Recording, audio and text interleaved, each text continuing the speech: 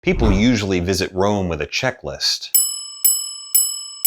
But I didn't want to check boxes. I don't know what I'm looking for. I just know that the old version of my life doesn't feel right. I want to reconnect with something I lost, or maybe never had.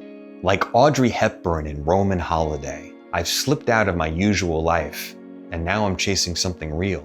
Not just beauty, experience. So let's get into this place. My first stop, lunch at my cousin's apartment. On the bus, I'm jammed shoulder to shoulder with locals. No scenic overlook, no selfies with fake Roman soldiers, just real life. My cousin welcomes me into her apartment with slices of prosciutto di Parma and fresh mozzarella. So delicate. It's like eating a creamy cloud of deliciousness. I asked my cousin where she found such fresh ingredients. Conad, an Italian chain grocery store. Not a hidden gem, not a food tour stop, just how real Italians eat. Then comes her homemade lasagna. The texture is soft, warm, humble. I came here not knowing what I was looking for, but this is the good stuff. After lunch, we crack walnuts and peel tangerines. No plans, just conversation. I could have spent the day collecting photos of monuments, but I would have missed this, falling into my cousin's everyday rhythm. Audrey had her gelato on the Spanish Steps enjoying everyday life. I have walnuts, tangerines, and the quiet joy of being exactly where I belong. Different flavors, same kind of freedom. The next morning, fueled by carbs and connection, I go for a run. Past the typical clientele of Bar Callisto, down the travertine steps installed 200 years ago, to the Tiber River. The Castel Sant'Angelo looms in the distance. This mausoleum-turned-fortress once guarded Rome from the invading Ostrogoths in 437 AD. The fight became so intense that soldiers hurled pieces of broken statues on the invaders below as the Castello watched on. Now it watches over me and a pack of sweaty Romans keeping New Year's promises. The question is, am I running towards something meaningful? Or am I just running away from the past? Rome doesn't hide its scars. It displays them, and it encourages you to do the same. I meet my cousin at Palazzo Colonna, a palace that stayed in one family for over 800 years. And yes, it's the throne room from Roman Holiday. We stand in the exact spot that Audrey looked out. I hear my cousin sigh. Li mortacci. I ask her, who is she cursing?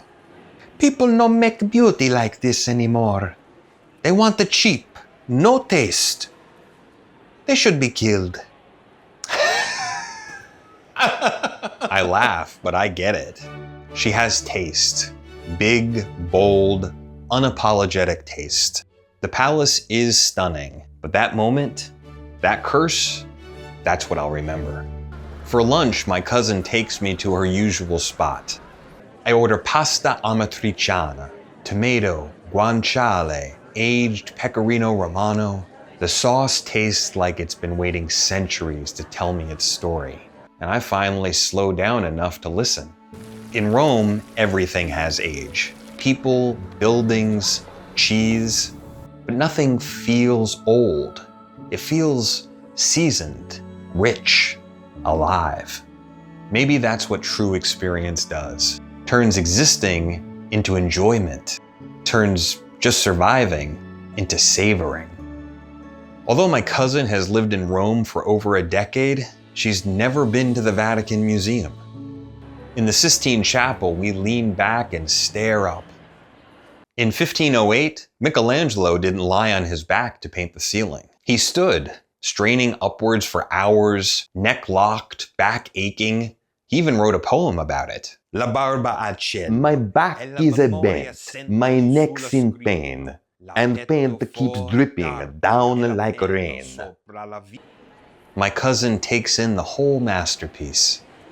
It's quiet. Then she points. No head. Yeah.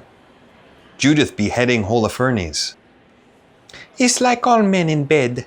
They lose their head.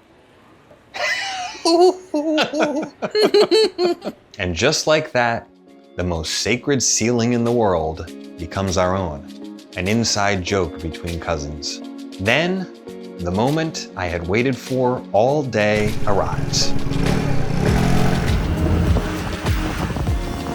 Wind in my face, my cousin driving like she stole something from the Vatican.